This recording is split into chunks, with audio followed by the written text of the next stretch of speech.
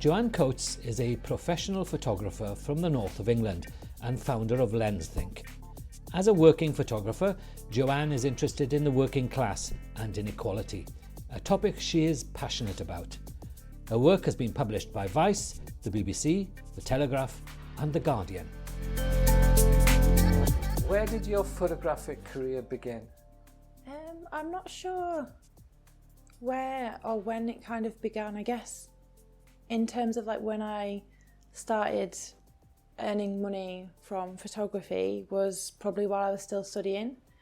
So I studied at LCC in London and I graduated in 2015, so probably about 2013. Right, okay. Had you picked up a camera before then at all? So my granddad used to give me, when I was little, about 8 years old, he used to give me like little disposable cameras. And he'd ask, like, can you like tell me like what's happened at the end of the day, or like they used to have us every weekend, so it was a game really. And I didn't do it all the time. It was just something that we did. So that was the first time I ever used a camera. And then I didn't have a camera until I was about 17. Right. Okay.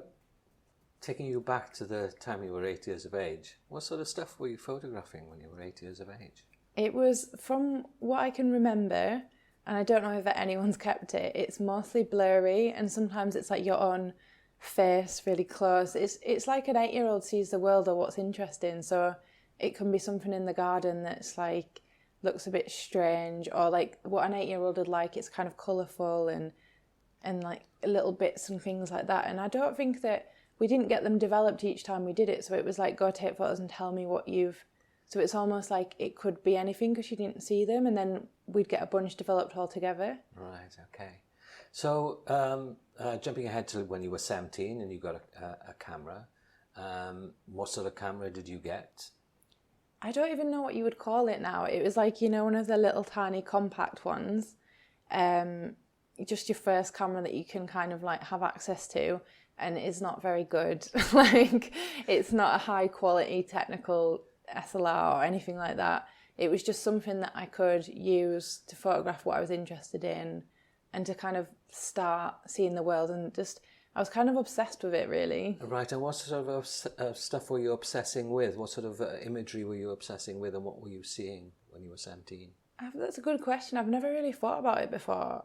It was anything and everything. Like, it was when you like walked to college, it was like you walked to college, or it was stuff in my room, or it was just my friends, like nothing photographic. Like, it wasn't a project, or I wouldn't say it was like serious work. It was just playing with what I saw in the world around me. Right. Do you keep those photographs?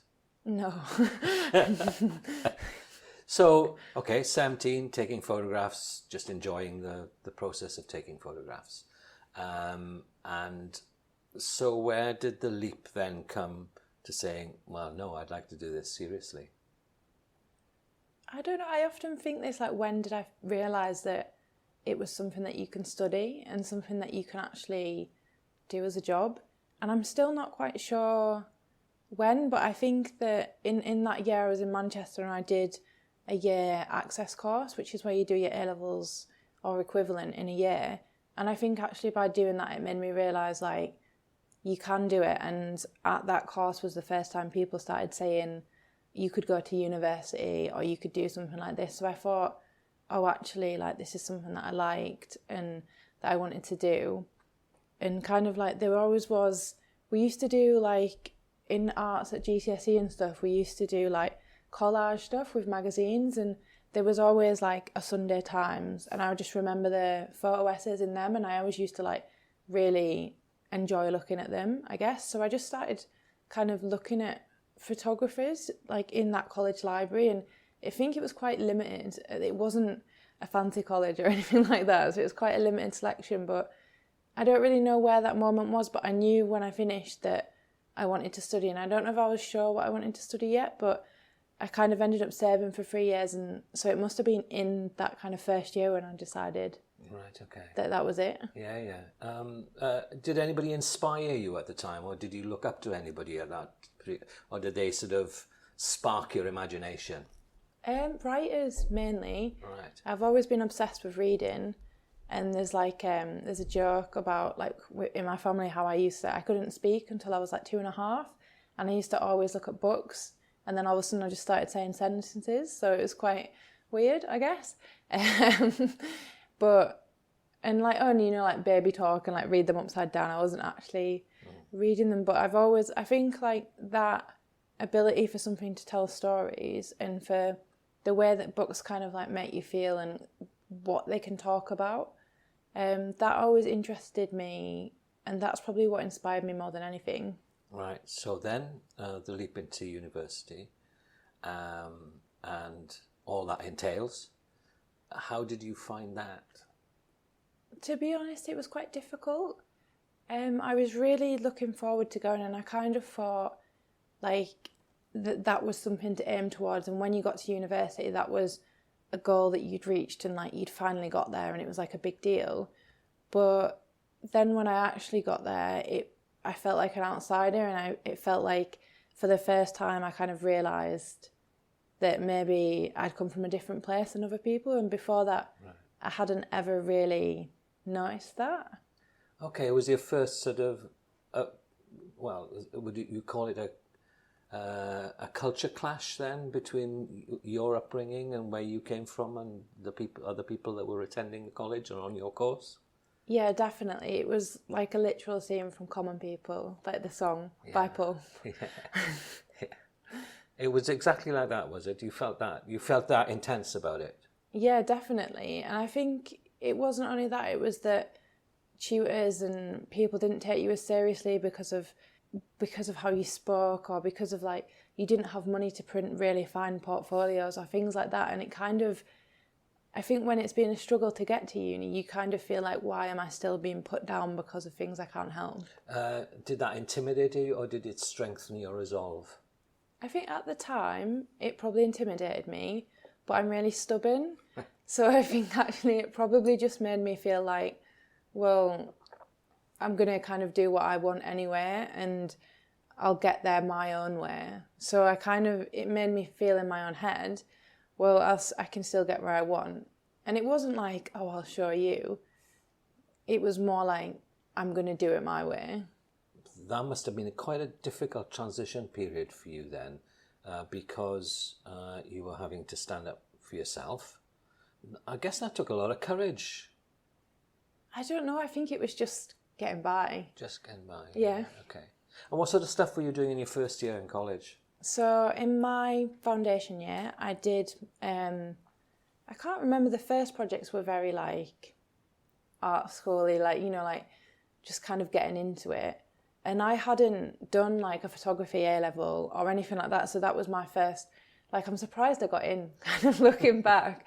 But, so I was kind of playing around a little bit, and then I went and did the fishing stuff. So I did that in the north of England, and I did that in Orkney in the first year, and then that was my foundation. And then I went into first year of LCC, and I got a bit lost because it was quite a conceptual course, and I kind of felt that kind of documentary style didn't fit in. So then I started feeling do I have to change, and had a little identity crisis.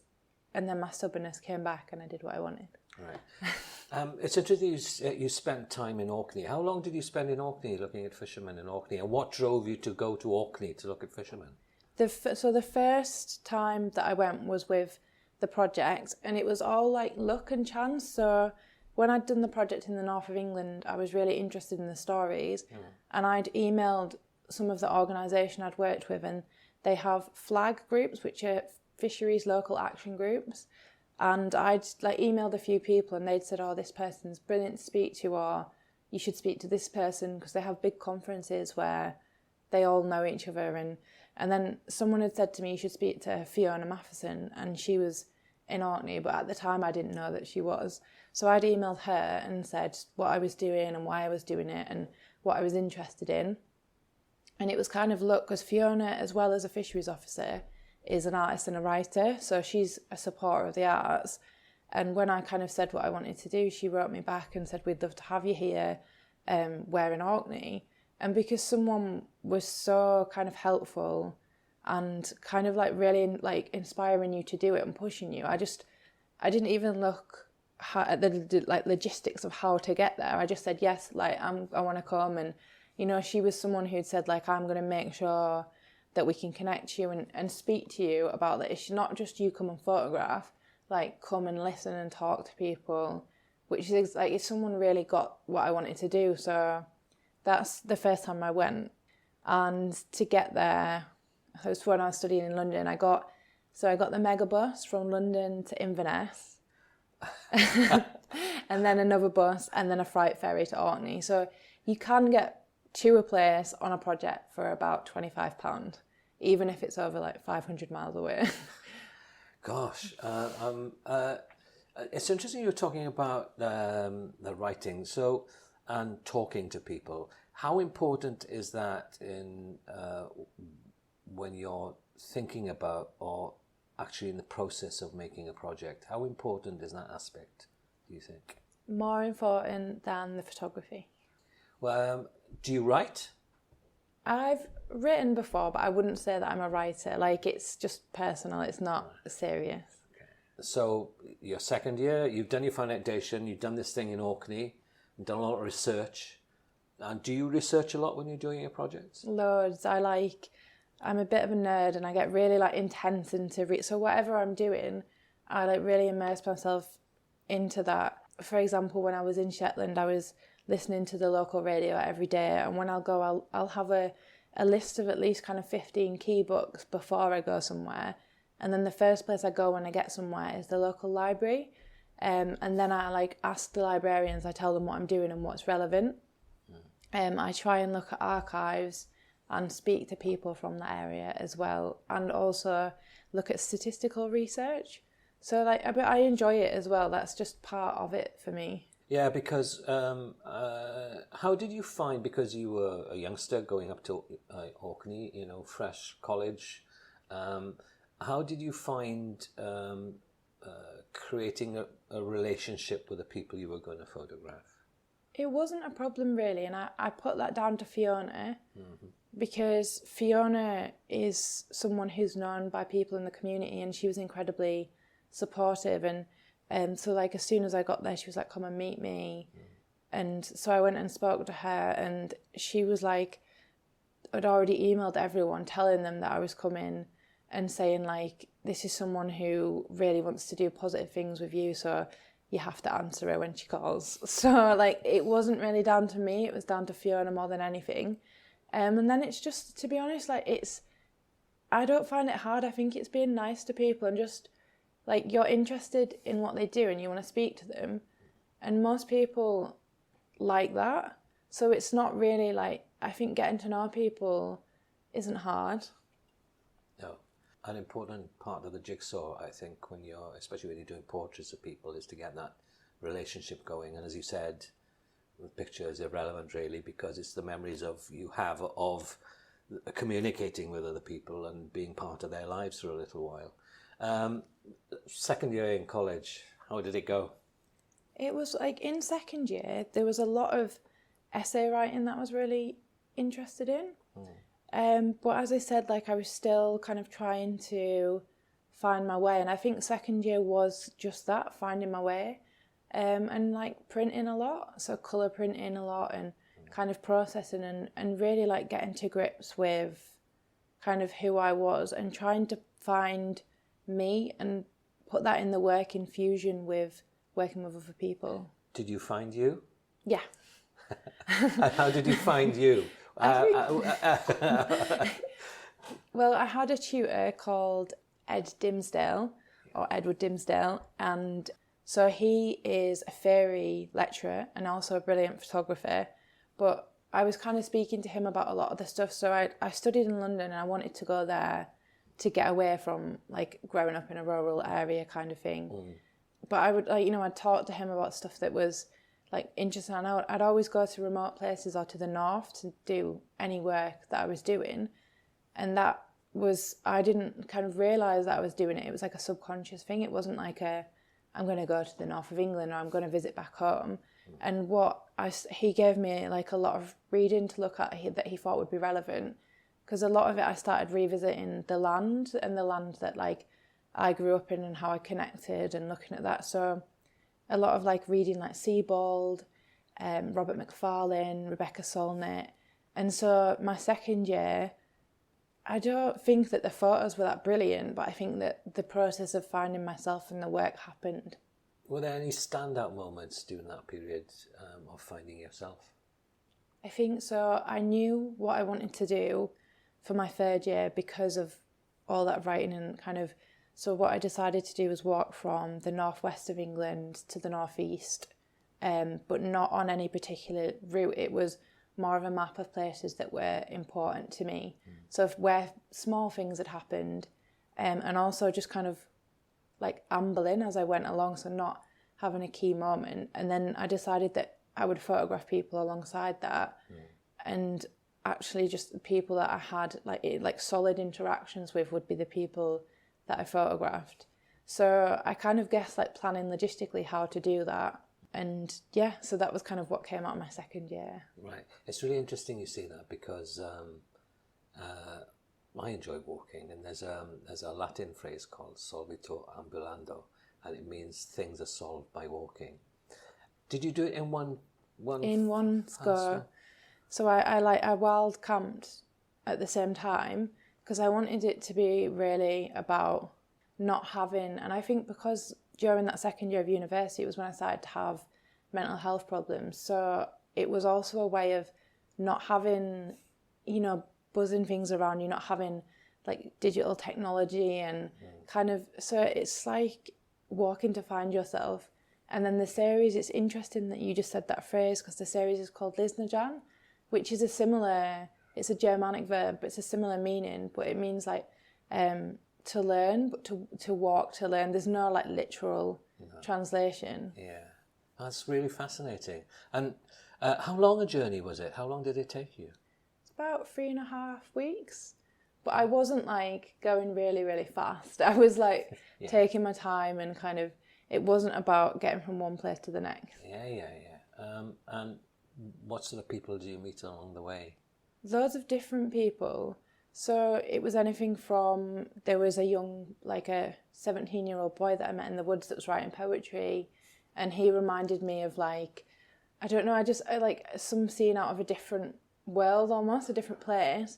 But also like when I was younger, if I was ever troubled, I'd always just go off to the woods and kind of sit and write as well. So actually like, I just kind of said, oh, what are you doing? And then there was a reenactment group, and I was walking along one stretch and I thought I heard like gunfire, and I'm from the countryside, so I know the difference between like, and so I was, what is that noise? And like, and then I saw this group of people dressed in kind of like World War II gear, and I think I just wanted to know what they were doing and say hi, and like, I guess it's just being nosy really.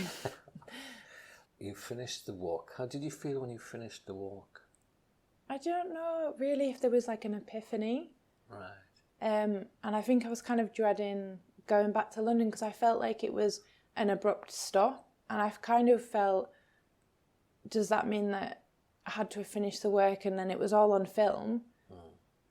And so I was kind of concentrating on, I need to get this work done, but there was like a moment of kind of stillness as you were going certain places, and it's something that you can't describe. And there was kind of, there's a part of it that I was walking where there's kind of suddenly like a drop in the land where something has kind of fallen through, and like a sinkhole. Yeah, kind of like a sinkhole, but there's a different word for it of like, when there used to be a mine somewhere, and yeah. And so you could kind of see all this water, and just listening to that noise, and like I just remember like lying on my stomach and like looking in and like feeling the grass, and like moments like that. It sounds kind of like, but it is spiritual for me like that.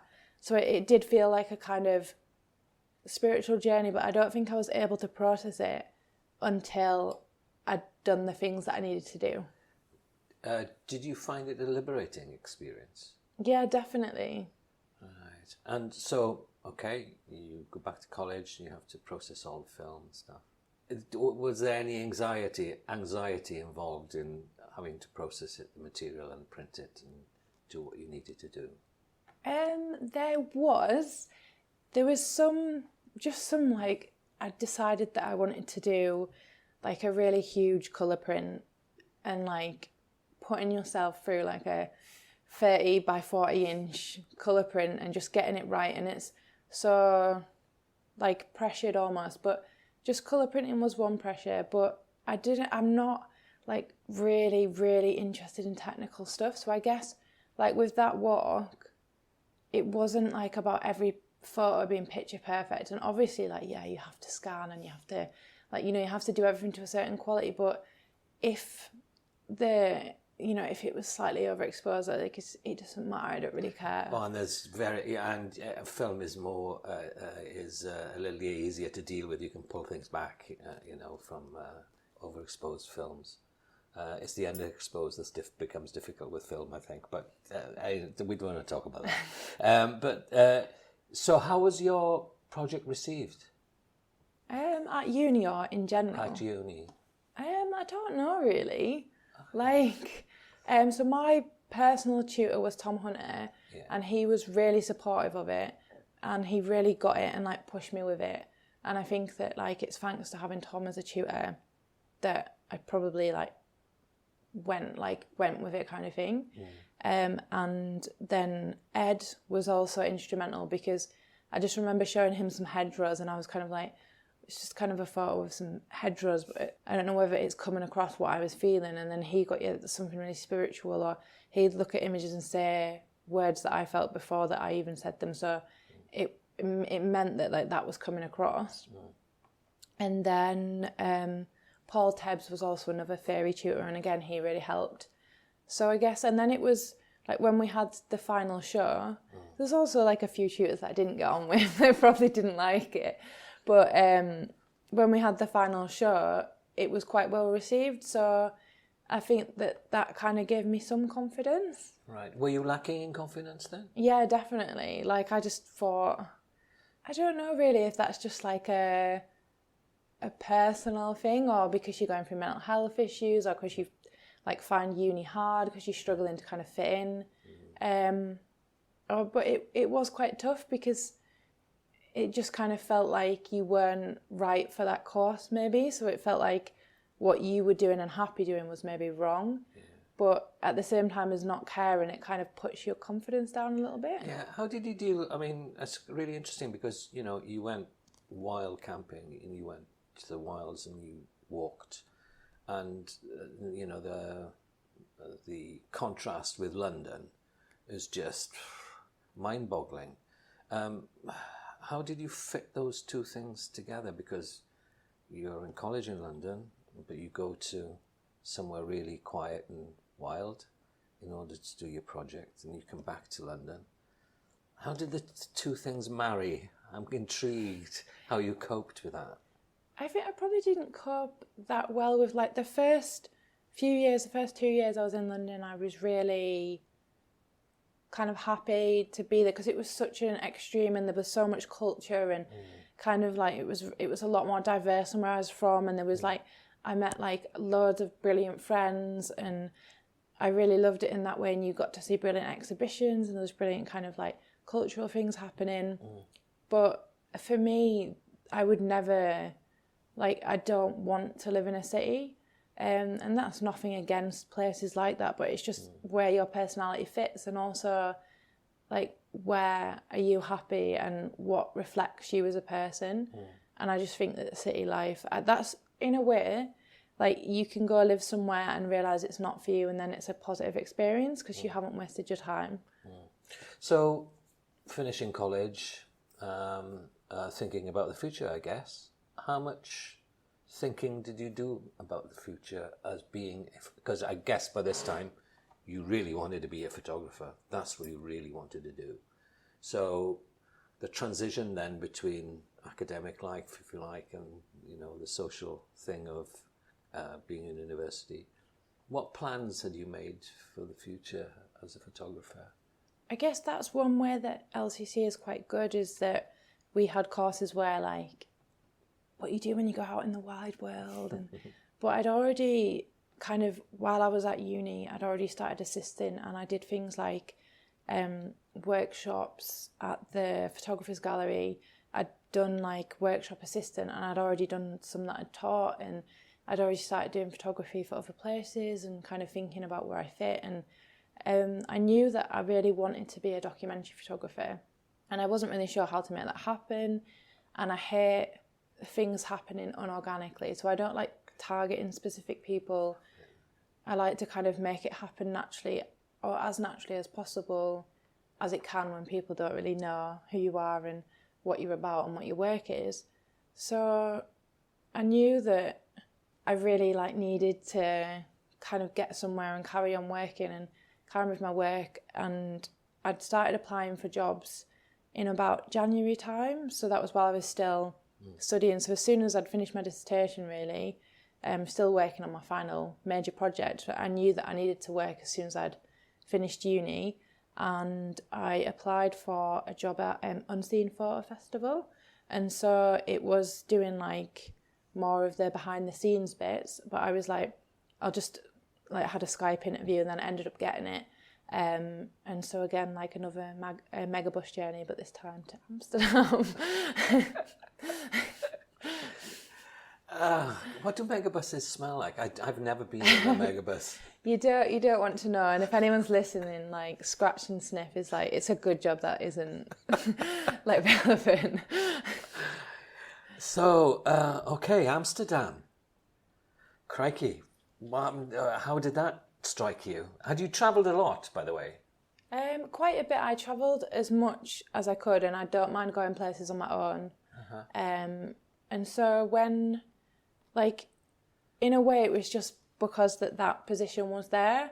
And then I got there and I really liked the way, the first day we went, I met the team, met everybody, and then went and had a croggy on someone's bike with the person who owned the photo festival and fair, and everyone had dinner together. And I just I'd never seen something like that happening in the UK, from interning or from assisting or working in London. Well, that's interesting, isn't it? That sort of different way of outlook on life, that you're a bunch of people and you're doing things together, whereas here in Great Britain we don't do that sort of thing. But I think we'll talk about that later. But so the fair itself, then you had a good time, I guess, did you? Yeah, it was really hectic, but it was interesting, and it was a positive experience, and it was really firming, because I think I knew that I needed to work when I graduated, so that was the job that was on offer. But also after that, I was I know that I could never do an office job and be a photographer. I just need to do it my way, and that confirmed it even more. That model wasn't for me. If you were talking to a young photographer, what sort of knowledge would you pass on to somebody who was an aspiring photographer? Knowledge-wise, I would say write down 10 things that you're obsessed with, that you love and that you're interested in.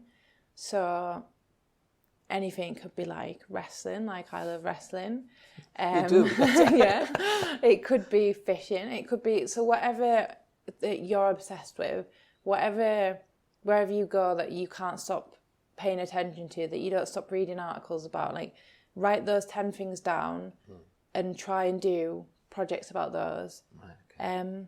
And also do things your own way. Take advice, but don't let criticism bring you down. There was quite a lot of peers that were quite cutthroat and wanted to kind of pull people down and get ahead, and that's just not really how I work. So I found it quite difficult, and it was not the experience that I'd gone to university for. Okay, so you came back from Amsterdam after having a really nice time and enjoying yourself. When you came back, what did you do? So I was very lucky again. So I came back and I was home about 2 weeks, again, looking for a job, how can I make this into a career? And then I think I'd met, maybe not met in person, but met online, Mina, who runs Of the Land and Us, and she'd done an interview with me and she really understood my work, and that was nice, that someone who I'd never met, whose blog that I really liked, and kind of people getting in touch with people online and started like making kind of friendships, I guess, in that way. And then I was lucky, so I got this email, and I'd messaged Fiona when I was in Amsterdam and said, you know, how is everyone? I'd really love to come back to Orkney. I'm just going to kind of save up for a bit and then see if I can come back and actually stay for a longer amount of time rather than kind of just coming up and then coming down and then coming up and coming down. So she messaged me back saying, well, the Scottish Fishing Federation actually want someone to kind of like document life in that way. And so it was just luck, like it was just pure luck. Oh, well, was it though, Joe, because you'd worked with them before, you'd been there before, they obviously took you to heart. It wasn't luck, it was because you were you, I guess, isn't it? I don't know, that is a really nice compliment. And if it was, then it's lovely. So off to Orkney again. How long did you spend there? Like 5 months. And how did you settle in? Because I can imagine, you know, if you're going from or moving into an area and don't know the people that well, you're going to an island, and I guess people on an island, I know in Anglesey, people in Anglesey are different to the people who live on the mainland, you know. So did you find that, although you'd had connections with them, did you find it more difficult because you were spending more time, or did it become an easier process, or how did you find the Orcadians? I mean, I love Orkney, and I've had a really positive experience with everyone who's Orcadian. And again, I had met people before, and I already had those kind of relationships in place, so it wasn't too hard. I mean, the worst thing was I had tonsillitis, and I'd got the ferry over, and the crossing was really rough. So from Aberdeen to Orkney, it's like 10 hours, depending if you go overnight. And I just got there and I felt rotten, and like got to like this little tiny like flat I was staying in, and just felt absolutely rotten, and was like, whoa, what am I doing?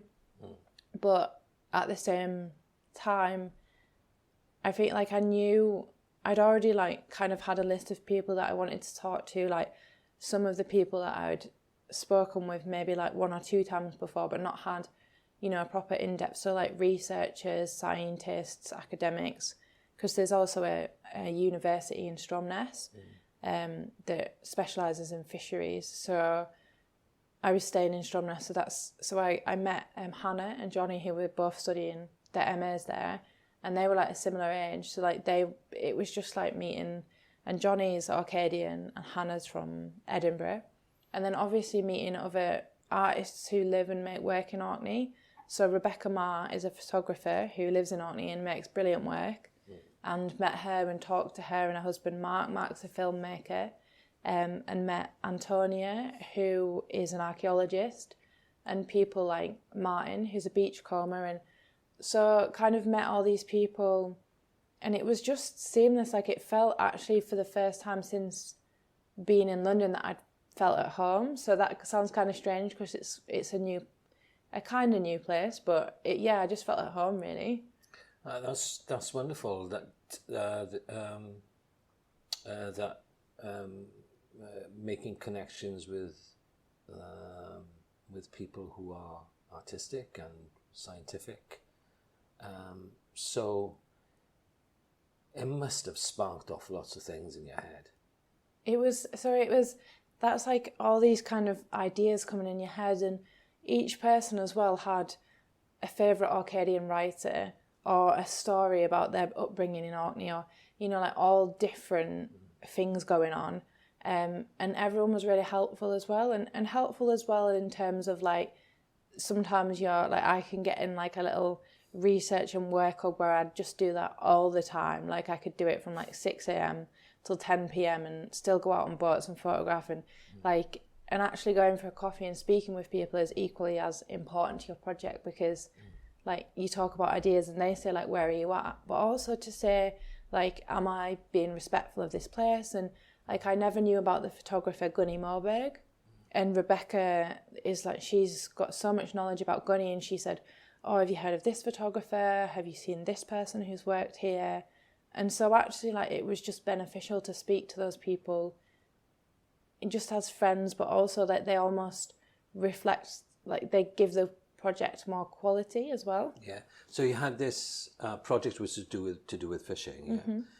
But it's much broader than that, I guess. You must have been photographing other things just besides fishermen and their boats. So I was photographing different things, like them at home, their wives, kind of, there's like when the nets get taken, or when the creels get taken out of the water, two different types of fishing, but like when they fix the nets, I'd find that like real arts and craft, like it's real, like a real skill, and like... Yeah, I've watched a guy do it in Aberystwyth, and he was mending a net in Aberystwyth, and it seems really easy to do, you know, and he was talking to me at the same time, and he was just mending a big hole in the net. Fascinating, but it's there's a... watching him do it, I knew he was somewhere else. It's like a kind of mantra, isn't it, really? And it is harder than it looks. They let me have a go, and I wasn't very good. Yeah. So, but yeah, just stuff like, and even when it's a bad day, like when you can't fish, what do you do? And speaking to people who maybe are a smaller fisherman and can't go out as much, and the financial kind of, so like speaking to people when they weren't at sea as well, and spending time with them in that way, and stuff like when they have to do business, like when they have to do like their invoices, or, you know, like stuff that you don't really associate with fishing. No. And like seeing them, like life on the island when you're off the boat as well as when you're on the boat. Did you enjoy going out on the boat? Yeah, I mean, you see some really amazing things, and as well the conversations that you have, because you're out for a solid amount of time, like each time, weather dependent. If it's an inshore boat, you're going to be out for at least kind of like 7, 8, 9, 10 hours. If it's offshore, like whitefish, you're going to be out for 7 days. So it's a different kind of kettle of fish. But it's interesting either way, and you see things that you've never seen before in your life. So, you know, some things that come up from the sea, and like dolphins going past the boat, or porpoises, and like different species of crab, and like I'm obsessed with things like that. So for me, like it's and the conversations that you have, and what does that do, and what does that do, and how does that work, and the conversations that you have on the boat as well. Right. Yeah, that's really. I mean, 7 days on a boat. I mean, I spent a day on a boat, but that's nothing, is it really? But 7 days on a boat. How did you find 7 days on a boat?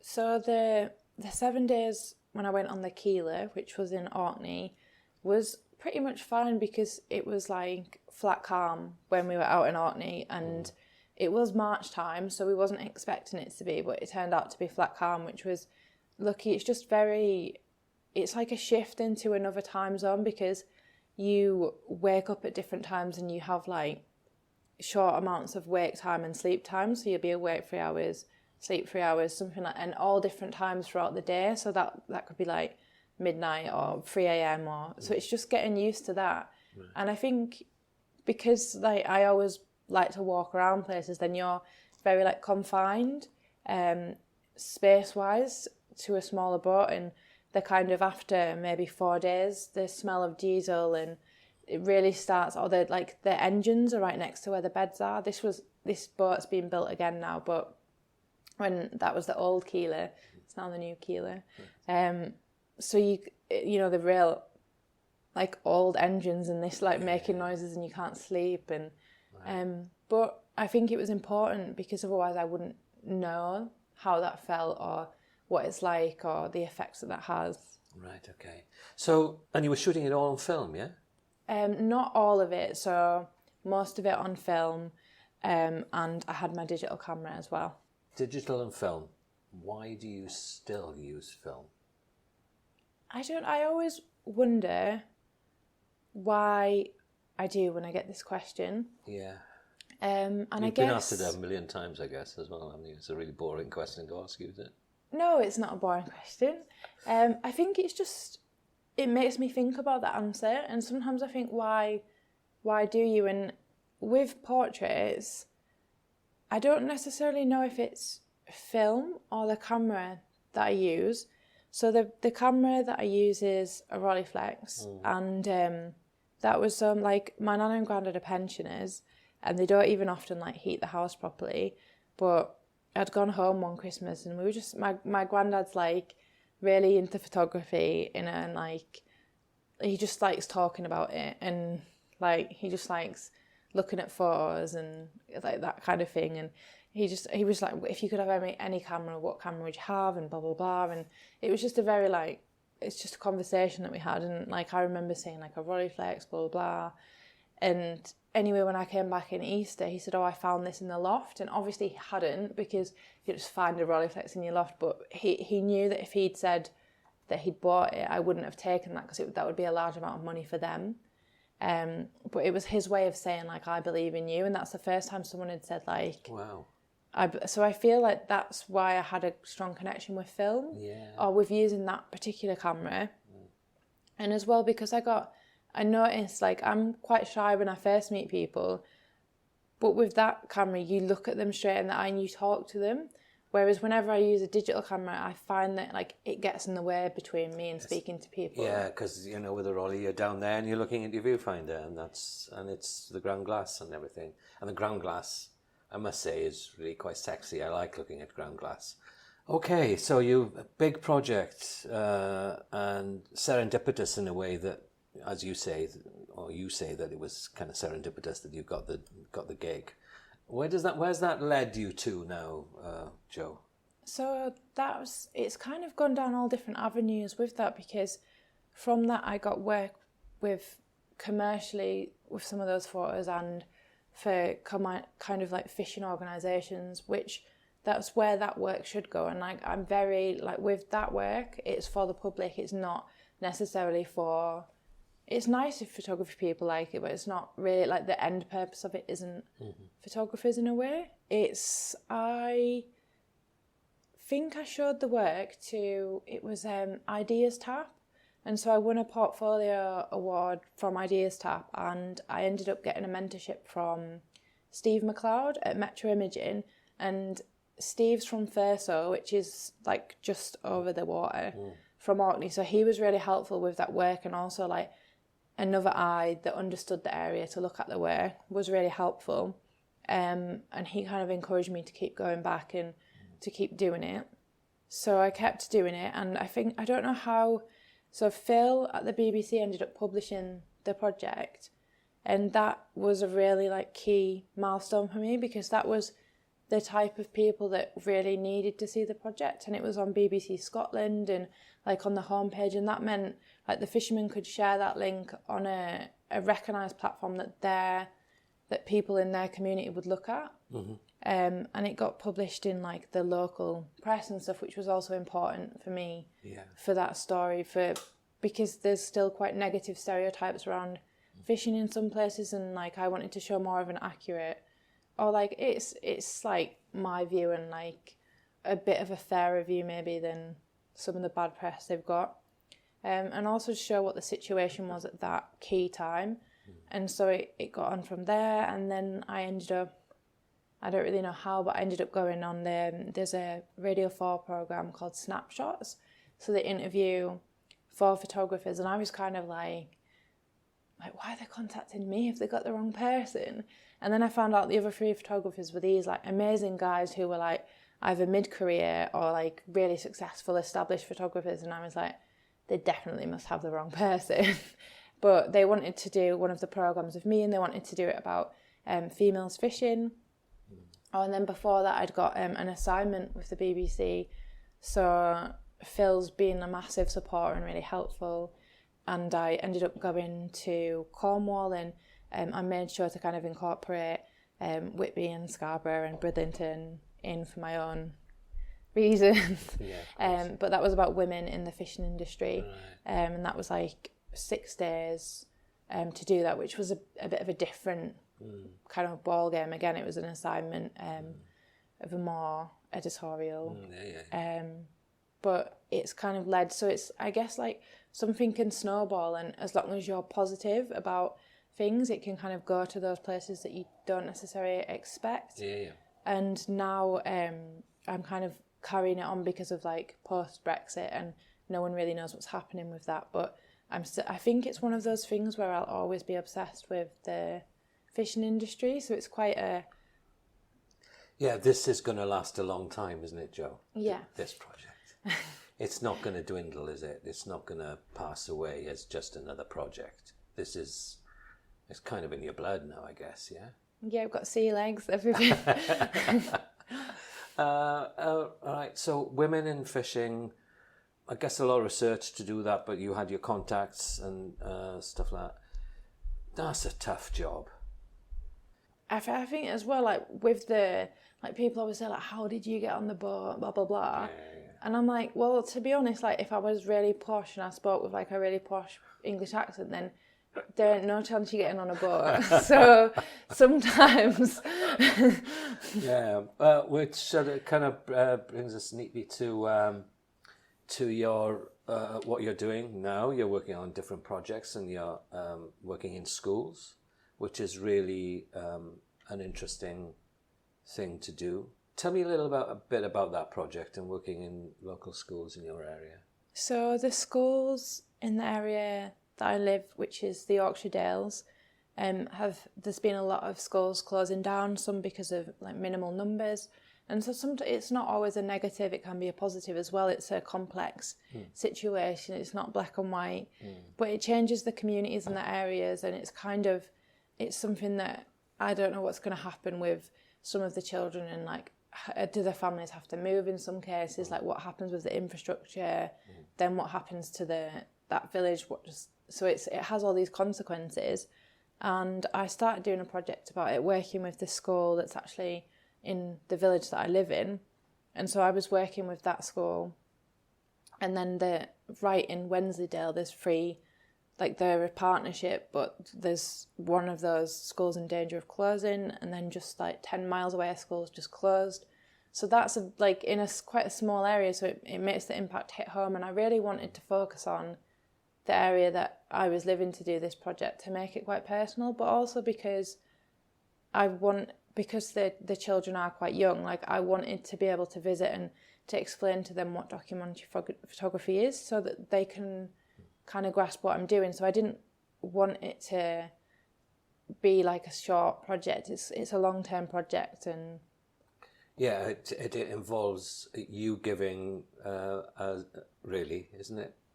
Yeah, definitely. I mean, I've been doing a lot of like workshops with them, and like fun work. They're not involving photography, really. You know, it's like working out, like asking them questions about the school and like what's interesting, and doing writing workshops and like drawing and creative ones.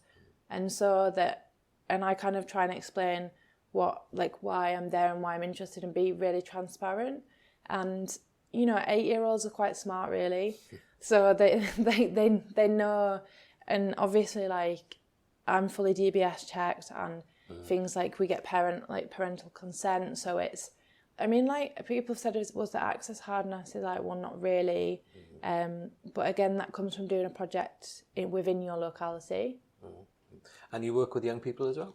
Yeah, I do. So I do like workshops in Hull. I'm about to do some in Dewsbury. I've done some in Leeds and Halifax. But I really like working with young people, specifically from more marginalised areas. Yes, I know that's really important to you, and that class thing is important to you. And you've touched on it earlier when you were talking about posh kids with plenty of money and being able to make nice prints. How do you see that class thing? And I mean, I don't know if people are really aware of it, or whether they think it exists or not. I mean, they say the toffs at the top, and they're a different kind of fish. But the class thing exists, but how does it inform your photography, and how do you react to it? I guess, I mean, for me, it definitely exists. And I guess it, like, when we started thinking about it doesn't exist was mainly in the 80s with Thatcher. I think it was her that said a classless society. And then there was like Tony Blair, who also said things against class. And obviously they're two like really trustworthy characters. So we should listen. But And I think it is really difficult to talk about class because everybody's, like, how they define class is personal to them. And again, like, I'm not here to say to posh bash, and like there's a lot of really talented middle class photographers, but like we need to look at why working class people aren't getting into the arts and why they're not getting ahead. And I guess like my personal journey with it is quite a different one, and I don't really know like how it defines my work, but I feel like it helps me tell certain stories, like in my experience, better because I have direct understanding of them. Or especially for the workshops, I have direct experience of things the young people are going through, and it helps me understand how to like switch things around and just in a learning way, and into making it like a solid environment, or suggestions of like who should be in the, like, you know, it's a photography workshop, but it's kind of about telling your story. And some of their stories are quite complex, so maybe we need to have a social worker there. And having that understanding and depth of knowledge is important to me, but I don't want to speak for anyone else who's in a class struggle, because their kind of thing will be personal to them. Yeah. So what are the barriers that are being, whether deliberate or institutionalized barriers, being put up to stop working class kids and young people, stopping them becoming involved in the arts and becoming involved in anything, you know, from dance to, you know, photography to painting? Who's creating those barriers, do you think? I think it's an ideology, and like there's an ideology of like you can escape your class, or kind of, so it's a really complex situation, and there's obviously a lot of educational barriers. Like a high impact but really hard to do change would be like make education free, but that's too difficult to happen and it's not realistic. So what, like, I kind of try and look at what are small changes that I can make, and like for me something like Lens Think is a really low impact small change, but it's something that is achievable. Right. So our listeners can understand what Lens Think is. Where did Lens Think come from? What does it do? So Lens Think came from when I moved back home to the north, feeling really alienated and finding it really difficult because a lot of opportunities required either for, you know, you were expected to travel across the country and pay expensive amounts of money just to have a meeting with someone, or it was quite cutthroat out there, and like it was quite an exclusive industry. And I think there were so many brilliant artists across the Yorkshire region and really talented, really like brilliant people and brilliant galleries like Impressions, and I just thought there's got to be a kind of way to bring this together, and there was nothing really like within that pocket of like England and North East Yorkshire. So I thought I can either moan about it or I can set it up, and so I set it up, and it started out as a bi-monthly social with an Instagram platform where I interviewed people who'd worked in the north, so like Val Williams, who was the curator of Impressions when it was in York, or Daniel Meadows, John Bulmer, like, so that kind of thing. And then we did socials where everyone was invited. But what I found was that I wanted to make it more about diversity within the arts. And I still do those things, but what I do as well as those things is collaborate with industry and work with local councils, mentor at schools, do workshops for marginalised groups through Lens Think, put on paid arts opportunities and residencies, and kind of try and create opportunities for people that might not have them. So did you find that process of approaching councils, etc.? I know you've kind of done your research, and I guess you've done an awful lot of research, knew the right people to talk to. But did you find any opposition to it, or did they welcome you with open arms? They were really welcoming. That's been a really positive experience. Like, the partners that we've worked with and people like that have been so supportive. And I think because they knew that I was doing it and why, they knew that I was doing it for a very specific reason and what the aims are. And as well, a lot of those organisations or companies, they're also their aims. So it's not like you're picking someone out of the blue and going like, can I work with you? Like, we don't have anything in common. Our organisations are different. And, you know, also understanding that have a conversation with people, but don't expect anything. Like, I knew that I hadn't ran anything like this before, so I needed to learn. So there was a lot of people that I was really happy to speak to and learn from. And then, like, those relationships have been gradual. And when they've seen that, like, you're trustworthy, that you're reliable, that you can put on stuff, and that, then they've offered the partnership. So it takes time, really. Is this a one-woman band, Lens Think Yorkshire? It is really, but what we're doing is, so I'm trying to make it so that when I can offer people things that I can pay them for it. And I have a very because I want it to be inclusive, I don't want to ask people to work for free, because that would mean that only certain people would be able to apply for those opportunities, and that's instantly creating a barrier to some people in the industry. So where does Lens Think go from here? More opportunities working with young people, more mentoring, that's going to kind of continue. And we have on February the 2nd been invited to select 2 artists for Hot House in Leeds. And so I picked Emyr Bentley-Fox, who's a brilliant photographer. So I was invited to do Folio Friday at the Photographers Gallery as Lens Think. And I chose Emma's work. She studied in Leeds and she makes really brilliant work.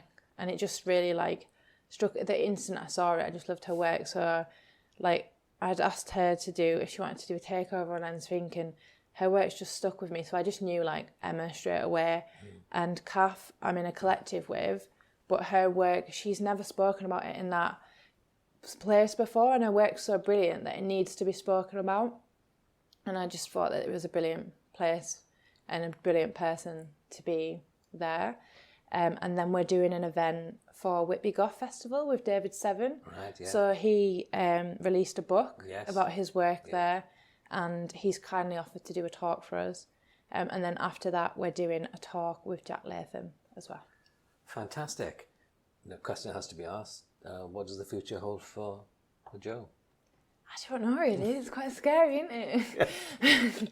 I hope good things. I mean, I'll never stop working or pushing for change. And it's one thing that I think about the working class is its resilience.